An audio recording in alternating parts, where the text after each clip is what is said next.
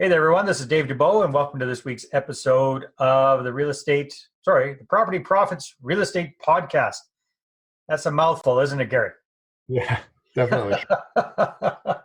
And my guest today is Gary Wong, a very, very sharp young realtor based out of Vancouver, British Columbia.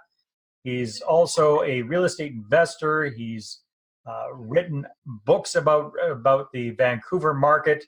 And he also works with high-end properties and with real estate investors who are looking to grow their portfolio. So welcome to the call. How are you doing today, Gary? Good, I'm good. Thank you for welcoming. Thank you for inviting me into the show. My pleasure. So, Gary, let's just get started. Tell us a little bit about your background, how you got in this crazy game of real estate investing, and what kind of stuff you do personally when it comes to real estate. So, I got into the game in 2012. I had done my business degree prior to that. So I did my MBA, and then I got into real estate. And I printed out like a 15-page business plan, and I interviewed 7 different brokerages, and only one brokerage knew what I was talking about. So I ended up being with McDonald Realty, which I'm still at, and I've been being a realtor since 2012, but I went full-time in 2013. And then since 2013, I've been award-winning every year since then. And in 2014, I met my mentor, Dan Lok, and he just took my entrepreneurial world all like to the next level. And since then, I wrote a book, I started doing YouTube, I started blogging, and I started doing a whole bunch of other stuff. And then meanwhile, I thought I knew what it took to be a real estate investor just because I was a realtor. And then that's when I bumped into a veteran real estate investor in my first or second year. And I had a 30-minute conversation, and I realized I knew nothing about real estate investing. Like a realtor thinking that they know, they don't.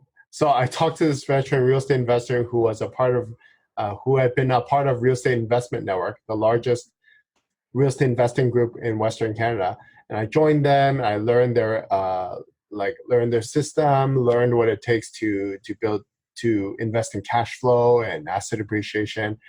And then from then on, I did other further study and self-study. I studied like a program of investing in real estate in the States. And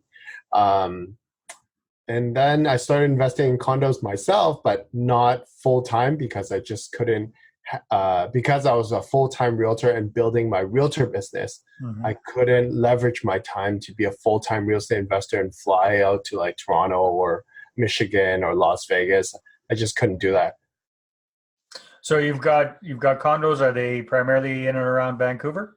Yeah, I've got condos in Vancouver, Richmond, and that's where I'm born and raised in Vancouver, so I'm quite familiar with the different neighborhoods. But for myself, Vancouver and Richmond are my preferences for now. Understood. Yeah, makes sense.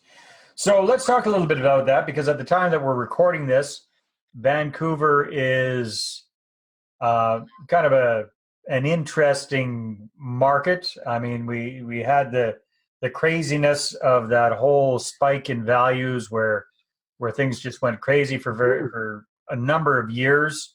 It's kind of plateaued. It might be going down a bit right now. But when you're working with investors who are coming to invest in a market like Vancouver or Toronto or down in the States, it'd probably be similar to Seattle or perhaps Los Angeles, those kind of markets. What are your investors looking for? Are they kind of speculating, or are they looking for a place to park their money, or what are they looking for typically? Well, most of the investors that I work with, they're trying to invest in cash flow properties that provides a residual income.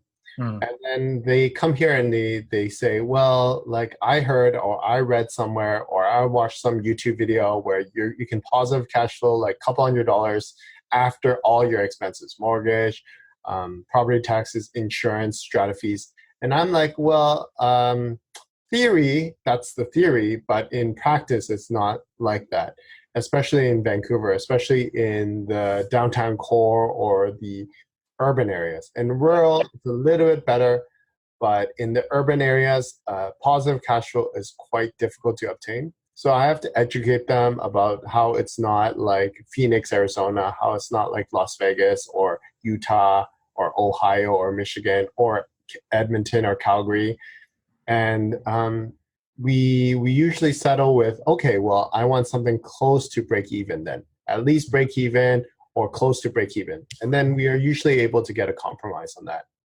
Yeah, because they'd have to do something pretty creative to get positive cash flow, either kind of focus on student rentals or Airbnb it or something kind of creative, something out of the norm. Yeah, makes sense. So why do they choose Vancouver instead of some of those other places where they can get the positive cash flow? I think they choose Vancouver because of the economic fundamentals. There's population growth in Vancouver. I think it's about 40,000 come to Vancouver every year. Wow. Strong GDP. I think it's the strongest economy in all of Canada.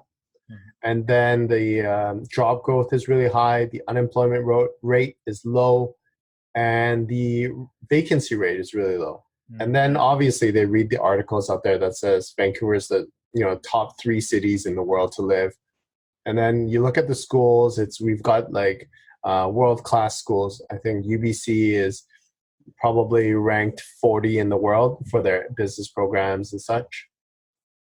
And then it's a very popular place for Asians just crossing the Pacific Ocean.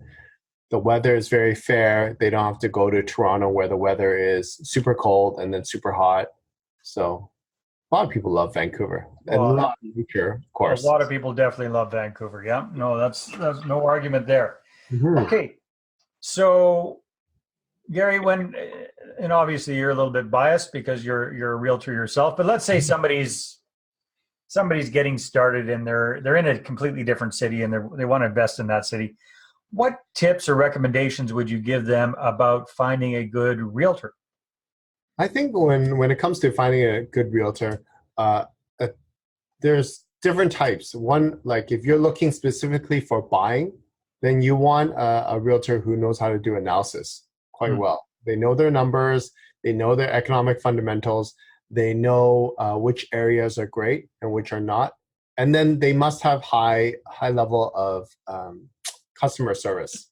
Because when you're buying a property, if you're buying as an investment, it's a little bit different. But if you're buying it for yourself, they should be, it's emotional. And so the buying agent or the realtor should know how to deal with people's emotions. They shouldn't be like rock hard and like, the bottom line is this, right?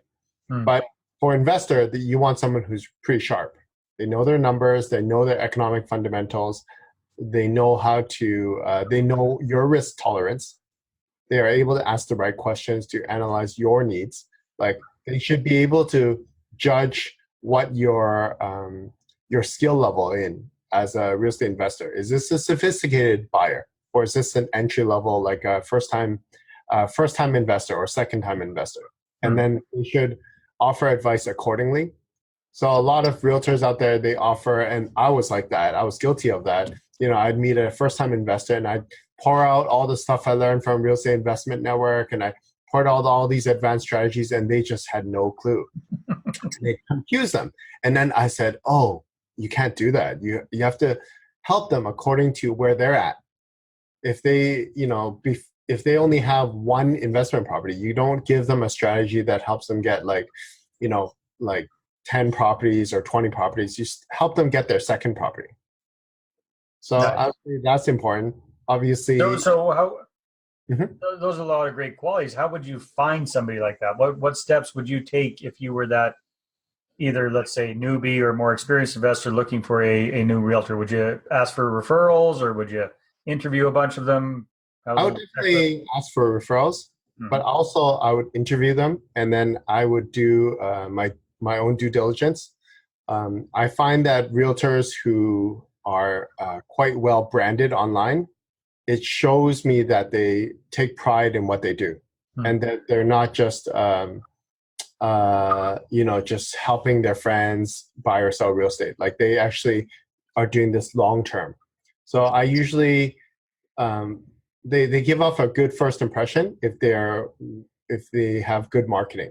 It doesn't guarantee that they're going to be a great realtor for you, but it gives me a good first impression. Like it's like going into a doctor's office and the doctor's office is all like crummy, and I don't see him online, or he has no online presence, and his office is really dirty. And the first impression matters. So I think that the first impression is a good stepping stone, but it doesn't guarantee that the realtor is right for you. Yeah, no, that makes sense. Mm-hmm. So you're talking about Dan Lok being your mentor. Dan, the man's an old friend of mine. I've known Dan since, geez, 2005 or 6 or something like that. So what have you learned from Dan that you've applied to your realtor business that's really kind of helped kick things up? Well, the funny thing is, when I met him in 2014, I was already doing well in real estate. And then Dan has a saying where he's in the business of helping winners win more, not helping losers become winners. So it's great that I was accepted to be his mentee. And so obviously he thought I was a winner, which was great. But then he took me the first 1 hour phone call I had with him. I said, there goes my 1-year MBA. It was just a totally different mindset. Yeah. Being an academic to an entrepreneur and to a multimillionaire entrepreneur, the mindsets are totally different. So within a couple months, he had gotten me taking massive action, studying a lot of material. And then at the end of 2014, maybe like 4 months into my mentorship, he's like, Gary, you're going to write a book. I'm like, what? He's like, you're going to write a book. I'm like, how? What? And he was showing me like some realtor in Toronto wrote this book, and he was like, he told me to buy the book. So I read the book, and I was like, this book sucks. And then he explained to me the way that realtor wrote the book was he just recorded his voice for an hour and then transcribed it and then got an editor and to patch up or puzzle in the pieces and then slap it together, and there goes their book. And I was like, this sucks. So I'm gonna but the book was helping him get a lot of branding and positioning. And so, but for me, I like writing myself. I had already been blogging for a few years. So I took a lot of my blog posts, I wrote a lot of other reports and stuff like that, and I amalgamated together, and I wrote extra material, and I combined it. And then it took me, Dan was like, Gary, I want you to write it in 2 months. I'm like, what? So I worked really hard, and I did it in 4 months. And then, so I published my book in 2015, April or something like that. What's the name of your book? The book on Vancouver Real Estate. Nice. Yeah. So then that, helped me in terms of positioning and branding. And so how did that help you in terms of positioning and branding? How do you use your book to get more customers? Well, I use my book as my business card. In real estate, a lot of people just hand out their business cards, and you and I know that business cards often get thrown away. So so Dan was telling me, Gary, when you have a book, it gives you the authority status. People aren't going to throw away your book. So use your book as an authority, as a business card. So that's what I did, and I was handing out the book for free on Facebook and paying my friend to do Facebook ads, and I was bringing leads to my landing page, and I was paying for shipping, and I was paying for the book and everything. And I got a bunch of haters saying that I supported the housing unaffordability and the mainland Chinese and all that stuff.